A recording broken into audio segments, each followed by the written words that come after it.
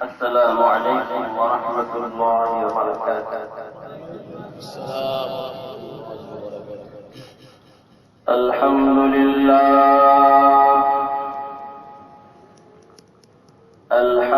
لله وكفى وسلام على عباده الذين اصطفى.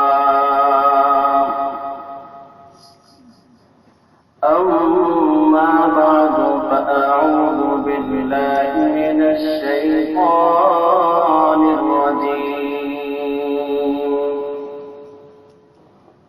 بسم الله الرحمن الرحيم.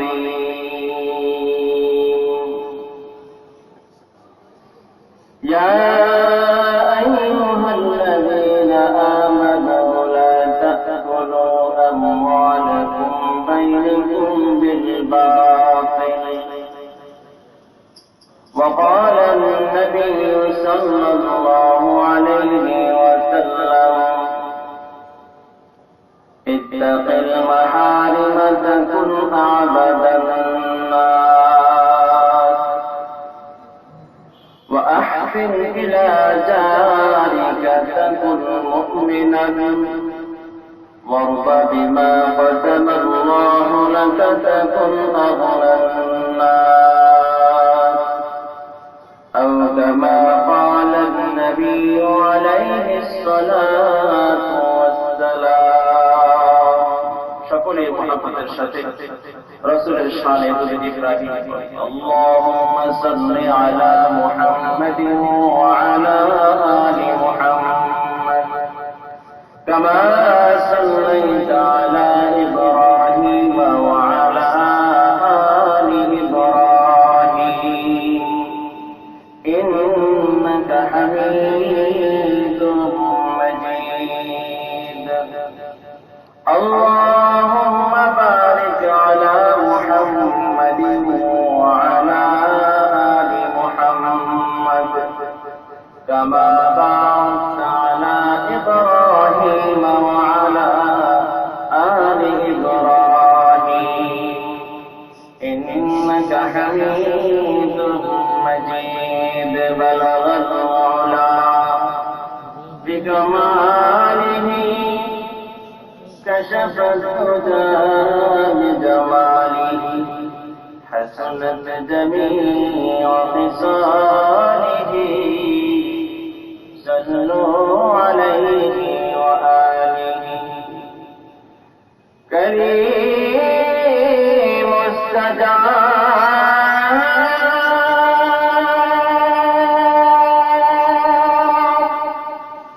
جميل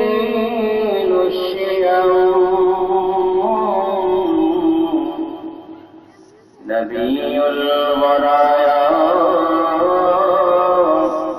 شفيع الأمم بلغ المولى بكماله كشف الدجى بجماله حسنت جميع خصاله. صلوا عليه وآله. আলহামদুলিল্লাহ, আল্লাহ পাক রব্বুল আলামিনের দরবারে অসংখ্য অগণিত শুকর যে মাসুমপুর ইসলামিয়া মাদ্রাসার বার্ষিক ওয়াজ মাহফিলে উপস্থিত মুহতারাম উলামায়ে কেরাম,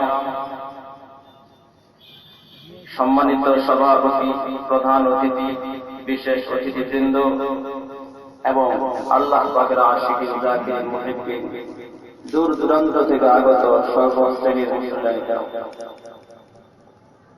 মহান রব্বি কারীমের দরবারে অসংখ্য অগণিত শুকর যে রব্বি কারীম দুনিয়ার হাজার গুনাহের পরিবেশ থেকে আমাদেরকে হেফাজত করে এই জান্নাতি বাগানে, বেহেশতের বাগানে কোরআন ও হাদিসের আলোচনার মজলিসে অল্প কিছু সময়ের জন্য আমাদেরকে আসার তৌফিক দান করেছেন, বসে তিনি কিছু কথা বলা ও শোনার তৌফিক দান করেছেন। সকলেই শুকরিয়া তান বলে আলহামদুলিল্লাহ। এই মুহূর্তে দুনিয়ার মধ্যে যত মজলিস হচ্ছে সবচেয়ে দামি মজলিস এই মাহফিল, ঠিক কিনা জোরে বলেন। অতএব এই দামি জায়গা আসতে পেরে আমরা সকলে খুশি তো নাকি না নারাজ? যদি খুশি হয়ে থাকি, যে কোনো মজলিসের আদাব রক্ষা করে যদি কিছু কথা বলা হয়, শোনা হয়, তাহলে এই মজলিসের পরিচালিত বরাকাত হাসিল হয়। এই জন্য সর্বপ্রথম সকলের কাছে আমার অনুরোধ, যারা আমরা মাঠে ছড়িয়ে ছিটিয়ে আছি, প্রত্যেকে নিজের সামনের খালি জায়গাগুলো পুরো করে সামনের দিকে জমে জমে বসে। কারণ এই মাত্র আলোচনা শুরু হয়েছে, মাগরিবের পর থেকে আলোচনা শুরু হয়েছে। এই সারা রাত থেকে ওয়াজ শুনলাম, কিন্তু আমল করলাম না, কথা মানলাম না, তাহলে শোনার মধ্যে ফায়দা খুবই কম। আর বাকি আমার পরবর্তী অনেক বড় বড় ওলামায়ে কেরাম আছেন, কথা বলবেন। আমি ছোট মানুষ, আমি ছোট মানুষের কথা শুনে মেনে যদি আপনারা অভ্যস্ত হন, বাকি বড় বড় আলেমদের কথা মানা সহজ হবে, ঠিক কিনা বলে বলেন। এই প্রথম কথা যদি মানেন, তাহলে বুঝবো যে বাকি কথাও মানবেন। এই জন্য প্রথম থেকে আমল শুরু করি, কারণ আমলের মধ্যে কামিয়াবি। সুন্দর কথা বলার মধ্যে, শোনার মধ্যে কামিয়াবি না, ঠিক কিনা বলে বলেন। আমলের মধ্যে কাজে পরিণত করার মধ্যে হচ্ছে সফলতা। এই জন্য প্রথম কথায় প্রথম ওয়াজ, সবাই সামনে খালি জায়গা পুরা করে আসেন। যারা এদিকে বসে সবাই আসে। কথা মানার মধ্যে কামিয়াবি, শুধু শোনার মধ্যে কামিয়াবি না। কামিয়াবি তো কাম সে হোগি না হুসনে কালাম সে হোগি, কামিয়াবি তো কাম সে হোগি না হুসনে কালাম সে হোগি, फिक्र एहतिमाम से होगी, जिक्र इल्तिजाम से होगी। মানুষের জীবনে সফলতা আর কামিয়াবি আসবে সুন্দর কথা শুধু শোনার দ্বারা, বলার দ্বারা নয়, কাজে পরিণত করার দ্বারা এই সফলতা আসবে, ঠিক কিনা করে বলেন। আজকে সারা দুনিয়ায় ওয়াজ নসিহত কম হয় না। প্রতিদিন জুমার নামাজে জুমার খুতবার আগে ইমাম সাহেব, খতিব সাহেব আলোচনা করতেছেন, পাড়ায় পাড়ায় মহল্লায় মহল্লায় আলোচনা হইতেছে, বয়ান হইতেছে, কিন্তু আমাদের জীবন চলাচলে কোনো পরিবর্তন দেখা যায় না। কারণ আমরা শুনতে পছন্দ করি, শুনতে মজা নিতে পছন্দ করি, মানতে রাজি না, ঠিক কিনা করে বলে। অথচ মানার মধ্যে সফলতা আছে। কামিয়াবি তো কাম সে হোগি না হুসনে কালাম সে হোগি, कामयाबी तो काम से होगी ना हुस्न कलाम से होगी, फिक्र इल्तिमाम से होगी, जिक्र के इल्तिजाम से होगी। মানুষের জীবনের সফলতা আর কামিয়াবি সুন্দর কথা বলা দ্বারা আর শোনার দ্বারাই কিন্তু যথেষ্ট নয়। যদি কোনো বান্দা তার জীবনের কথাগুলো, শোনাগুলো যদি আমলে পরিণত করতে পারে, তাহলে রব্বে কারীম দুনিয়ার জমিন ও পরকালের জীবনে তাকে সফলতা দান করবে। সুবহানাল্লাহ। এই জন্য আল্লাহ নবী সাহাবায়ে কেরাম সব সময় আল্লাহ রাসূলের চেহারার দিকে তাকিয়ে থাকতেন। রাসূল কখন নসিহত করবে, হাদিস শোনাবে, আর জীবনে আমলে পরিণত করে জান্নাতি হবে। সুবহানাল্লাহ। রাসূল সাহাবায়ে কেরাম দেখে বলতেন, এই মাহফিল, এই আলোচনা নতুন কিছু নয়, রাসূলের যুগ থেকে চলে আসে। সাহাবায়ে কেরামদের কিনে রাসূল করিম সাল্লাল্লাহু আলাইহি ওয়াসাল্লাম আমার সময় খুবই কম, একটি হাদিস পড়েছি, হাদিস রাসূল 5টি নসিহত করতেন সাহাবাদেরকে লক্ষ্য করে, সবগুলো সম্ভব হয় না, একটা বলার চেষ্টা করতেন। আল্লাহ নবী সরকারে দো আলম সাহাবায়ে কেরামদের কিনে বসে, তো আল্লাহ নবী সাহাবায়ে কেরামকে নসিহত করবেন, উপদেশ দিবেন, কিন্তু উপদেশ দেওয়ার পূর্বে আগে শর্ত লাগাইছেন যে তোমাদের মাঝে এমন কোন সাহাবী আছে যে আমার কাছ থেকে এই কথাগুলো শুনবা, শর্ত এই হলো যে আমার কথাগুলো উপর আমল করবে। সুবহানাল্লাহ। এবং এই কথাগুলো অন্যের কাছে পৌঁছায় দিবে। আল্লাহ নবী বলতেছে, মাইয়া কুযু আন্নী হাউলাইল কালিমাত, মাইয়া কুযু আন্নী হাউলাইল কালিমাত ওয়া ইয়ামানু বিহিন্না আও ইউআল্লিমু মান ইয়ামালু বিহিন্না। আল্লাহ নবী সরকারে দো আলম সাহাবায়ে কেরামদেরকে সামনে নিয়ে নসিহত করতেছে। সমবেত সকল সাহাবীদেরকে লক্ষ্য করে সরকারে দো আলম বলতেছে, তোমাদের মাঝে আছে কি এমন কোন আল্লাহর বান্দা আমার কাছ থেকে কথাগুলো গ্রহণ করবে, এই শর্তে আমার কথাগুলোর উপর তোমরা আমল করবে, অথবা এমন কোন আল্লাহর বান্দার কাছে পৌঁছায় দিবে যে আমার কথাগুলোর উপর আমল করবে। তাদের আমলের পাগল ছিল, শুধু গানে সুখী না, সব সময় রাসূলের দরবারে পড়ে থাকতো, রাসূল নসিহত করবে, আমল শিখাবে, আমলে জিন্দেগি যাবে। সমবেত সকল সাহাবীদের মাঝে সর্বপ্রথম একজন সাহাবী হাত ধরে বলতে চান, ইয়া রাসূলুল্লাহ, ও আল্লাহর নবী, আমি আপনার কথাগুলো, আপনার শর্ত মেনে কথাগুলো শুনতেও রাজি আছি, অন্যের নিকটে পৌঁছাইতে রাজি আছি। সর্বপ্রথম যেই সাহাবী হাত উঠাইয়া বলেছিলেন, ঘোষণা দিয়েছিলেন, তিনি হচ্ছেন হযরতে আবু হুরায়রা রাদিয়াল্লাহু আনহু। আবু হুরায়রা রাদিয়াল্লাহু আনহু এই জন্য তো দামি হচ্ছে। হাদিসের প্রত্যেকটি হাদিসের কিতাবের পৃষ্ঠায় পৃষ্ঠায়, বুখারী, মুসলিম, তিরমিজি, আবু দাউদ, নাসাঈ, মুসনাদ আহমদ এবং বাইহাকী সহ সকল হাদিসের কিতাবের মাঝে প্রতিটা পৃষ্ঠায় পৃষ্ঠায় যে রাওয়ার সাহাবীর নাম দেখা যায়, তিনি হচ্ছেন হযরত আবু হুরায়রা রাদিয়াল্লাহু আনহু। এক মুহূর্তের জন্য রাসূলের দরবার থেকে দূরে যেতেন না। দুনিয়ার ঠান্ডায়, পেটের ঠান্ডায়, দুনিয়ার ফিকিরে রাসূলের দরবার ছাড়তেন না। যদি এই মুহূর্তে কোন একটি হাদিস ছুটে যায়, সর্বাবস্থায় কে না কে রাসূলের সামনে করে থাকতেন। এই জন্য মাঝে মধ্যে সরকার আলমের দরবারে মসজিদ নববীর মধ্যে হযরত আবু হুরায়রা পরে পরে কাঁদতেন, চিৎকার করে চিল্লাইতেন, মুখে দিয়ে লালা বের হয়ে যেত। অন্যান্য সাহাবায়ে কেরাম ভাবতেন আবু হুরায়রার হযম বিগি উঠেছে, অসুস্থ হয়েছে, বিগি রোগ হয়েছে। এই জন্য সাহাবীরা চামড়া এবং জোতা স্যান্ডেল নাকের মধ্যে ধরে। হযরত আবু হুরায়রা বলে, ও আল্লাহর নবী, সাহাবীরা, আমার কোন অসুস্থতা হয় নাই, আমার কোন রোগ হয় নাই, আমার মৃগী রোগ হয় নাই। বিগত 3 দিন 4 দিন ধরে আবু হুরায়রার পেটের মধ্যে একটা খেজুর পড়ে নাই, এক লোকমা খাবার পড়ে নাই। ক্ষুধার যন্ত্রণায়, পেটের ব্যথায় আবু হুরায়রা জমিনের মধ্যে পড়ে কাঁদাইতেছে, ক্ষুধার যন্ত্রণায় কাঁদতেছে। তারপরও রাসূলের দরবার ছাড়েন নাই, সবসময় পড়ে থাকে না দিন শিখার জন্য।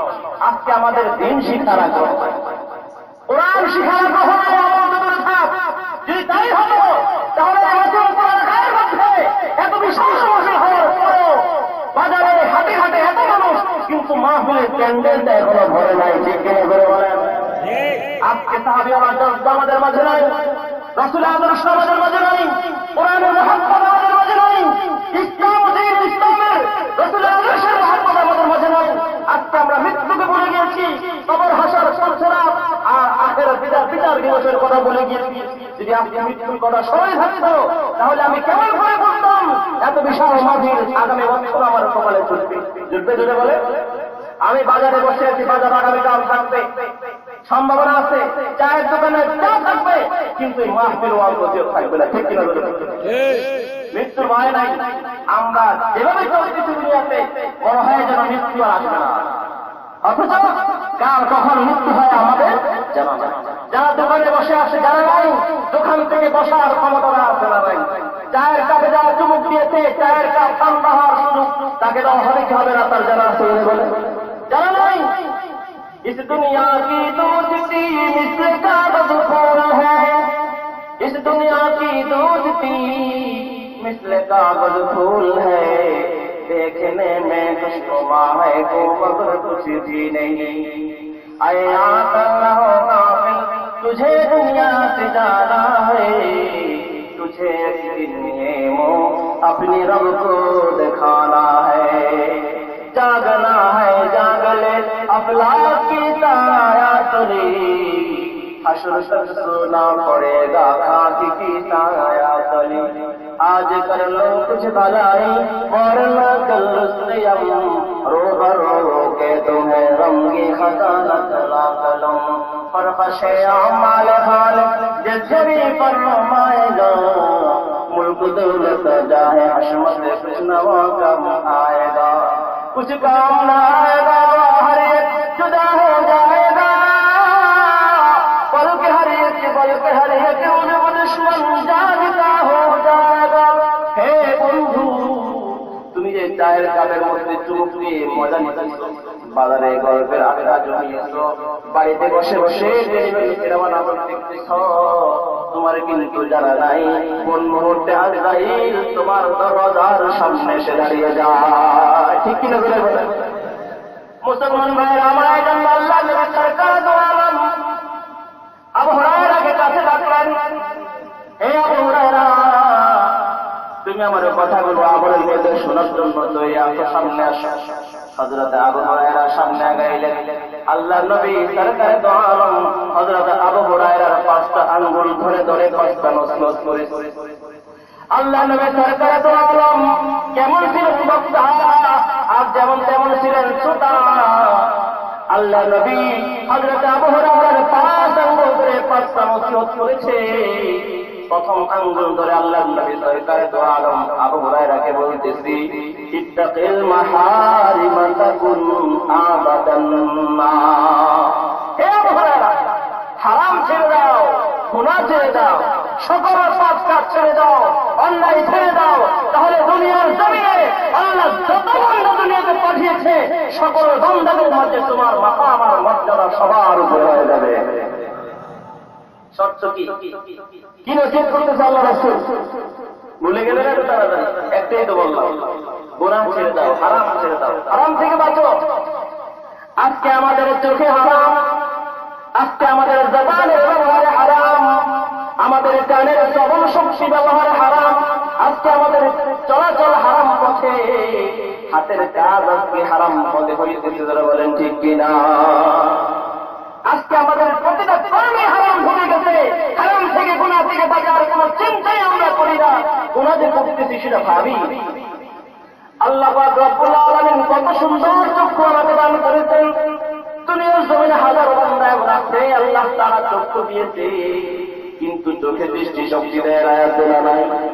আল্লাহ তাআলা দুনিয়ার জমিনে হাজার বান্দা এখন পাঠিয়েছেন, কান দিয়েছে, শ্রবণ শক্তি দেন নাই।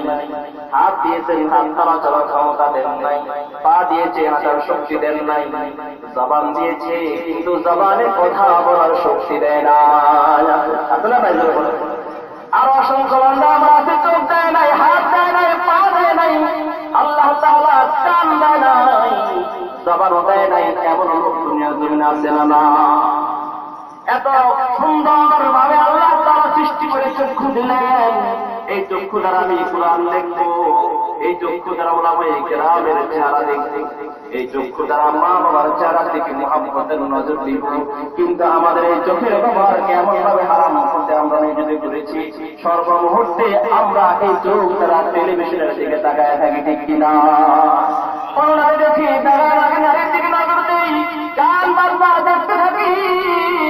রব্বে কারীম কিন্তু কিয়ামতের ময়দানে চক্ষুকে যখন বলার শক্তি দান করবে, আল্লাহ তাআলা আমার জবান বন্ধ করে দিয়ে আমার চক্ষুকে কথা বলার শক্তি দেবে। চক্ষু কিন্তু কিয়ামতের ময়দানে আমার বিরুদ্ধে নালিশ করবে।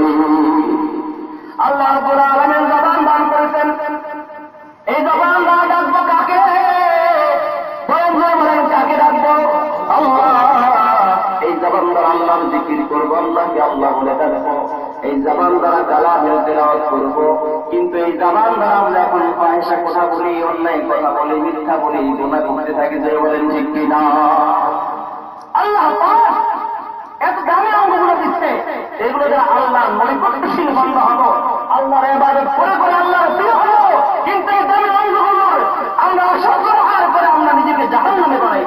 এই জন্য নসিহত করতে যাবো, হারাম হারাম শুধু হারাম, টাকার হারাম হয় না, কামাই রোজগারে হারাম হয় না, আমাদের প্রত্যেকটা অঙ্গের মাধ্যমেই হারাম কাজ হয়। কি হয় না? বলে এই জবান এমন দামি জিনিস, এই জবানের নিয়ন্ত্রণ যদি কোনো ব্যক্তি করতে পারে, এই জবানকে সংযত করতে পারে, পরিচ্ছন্ন করতে পারে, তার জান্নাতের অর্ধেক সার্টিফিকেট আল্লাহ রাসূল দিয়ে দিয়েছেন। সুবহানাল্লাহ বলে।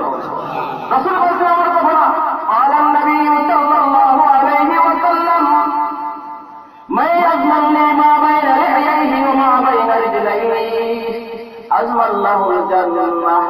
আল্লাহর নবী বলে, যদি কোন আল্লাহর বান্দা জবান, জিহ্বা আর দুই অঙ্গের দুই হাঁটুর মাঝখানে, দুই পায়ের মাঝখানে লজ্জাস্থান আর জবান, এই দুইটা অঙ্গের যদি কোন বান্দা হেফাজত করতে পারে, নিয়ন্ত্রণ করতে পারে, আল্লাহ নবী বলেন, সরকারে তো আলম বলেন, আজমাল্লাহুল জান্নাহ, আমি নবী ওই উম্মতের জান্নাতের জিম্মাদারি নিয়ে নিলাম। সহজ কথা, আল্লাহ জান্নাতের জিম্মাদারি নিতে। কিন্তু যদিও দুইটা অঙ্গ ছোট ছোট, কিন্তু ওরা অনেক বড় বড়, মানুষকে জাহান্নামী বানাবার জন্য যথেষ্ট হয়ে যায়।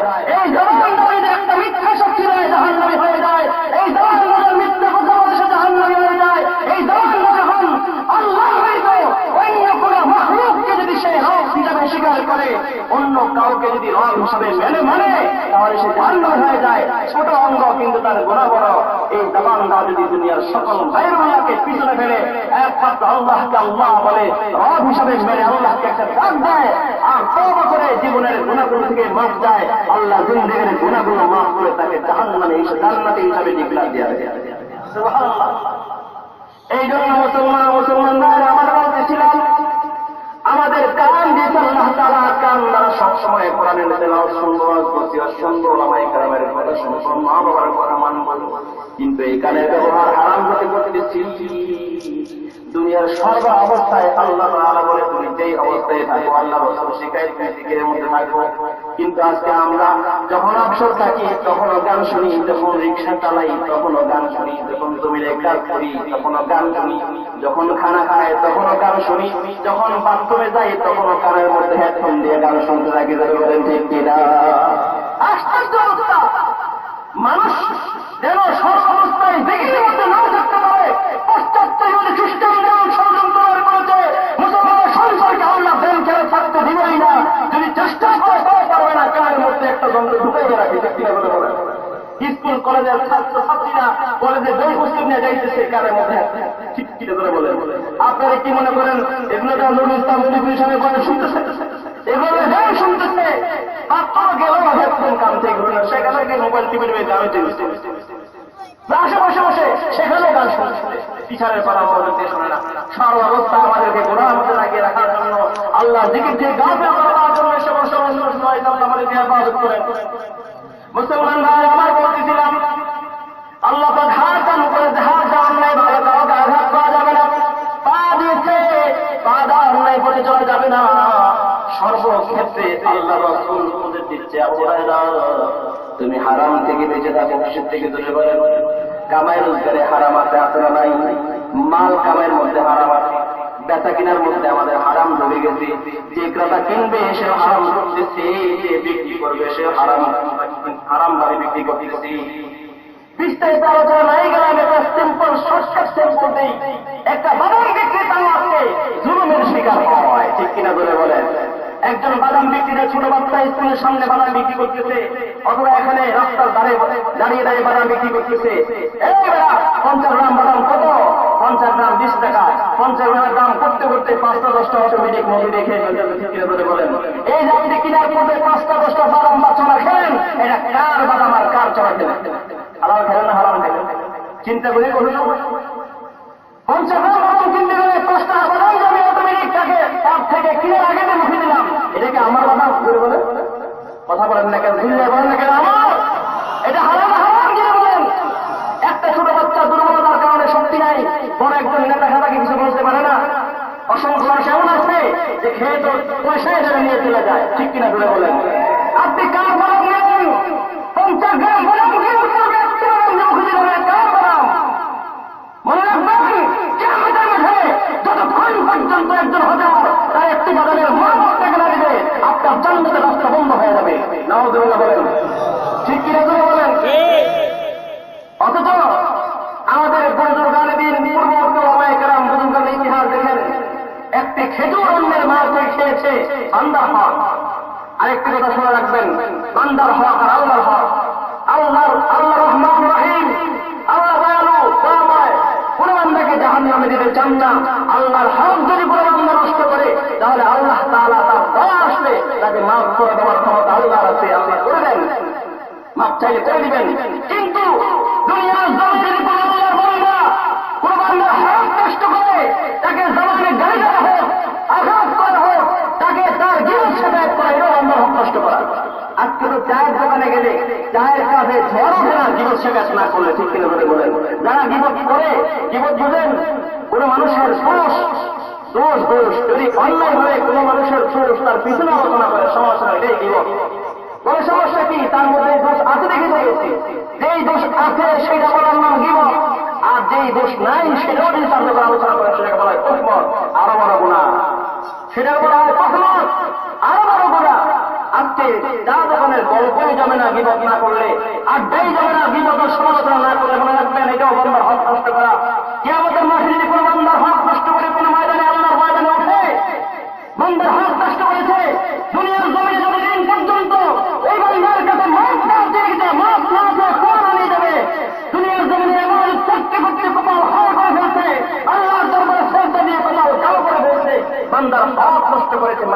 নাই আর বন্ধ মত দেয় নাই, তাহলে কিয়ামতের মাঠে তার জান্নাতে যাওয়া বড় কঠিন হয়ে যাবে। ঠিক কিনা বলে বলেন?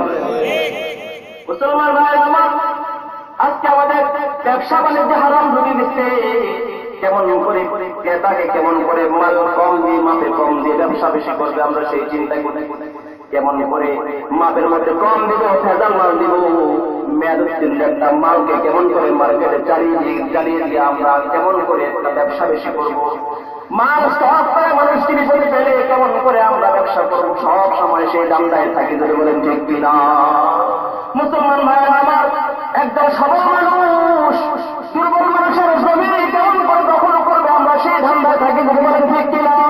অন্যের জমি কেমন করে তার জমিনে নিজের ক্ষতি করে নিজের দখলে আনবো, সেই চিন্তায় আমরা সবসময় থাকি। যদি বলেন ঠিক কিনা? অথচ সাহাবায়ে কেরামদের স্বভাব ছিল, আল্লাহর নবী সাহাবীদের স্বভাব ছিল, তারা নিজের অন্যের জমিনে সামান্য মাটি আর পানিও নিজের অংশে নিজের ঘরে নিয়ে যাবে, সেই চিন্তা তারা কখনো, সেই আমল আমরা কোনো সংশোধন করে না। হযরত ওমর রাদিয়াল্লাহু আনহু খলিফাতুল মুসলিমিন রাস্তা দিয়ে হেঁটে যায়। প্রথমত একজন সাধারণ মানুষ সামনে দাঁড়িয়ে বলতেছে, ইয়া খলিফাতুল মুমিনিন, আপনার কাছে আমার তার যে আছে। খলিফাতুল মুসলিমিনের মাথার মধ্যে একটা পানি ভর্তি কলসি ছিল। খলিফাতুল মুসলিমিন রাস্তার মধ্যে দাঁড়ায় যায়, দাঁড়ায় ওই সাধারণ মানুষের কথা শুনতেছে। কিন্তু সাধারণ মানুষ খলিফাতুল মুসলিমের সাথে কথা বলতেছে আর বিরক্ত হইতেছে। ব্যাপারটা কি? আমার সাথে যতক্ষণ খলিফা কথা বলে ততক্ষণ তো মাথা থেকে পানের কলসিটা নামায়া মাটির মধ্যে রাখতে পারে। বলে বলেন ঠিক কিনা? এই কথা বলে শেষ করে দিতেছে। কারণ যতক্ষণ পর্যন্ত মাথার মধ্যে কথা বলবে, মাথার মধ্যে বোঝানিয়ে থাকার কোনো প্রশ্নই আসে।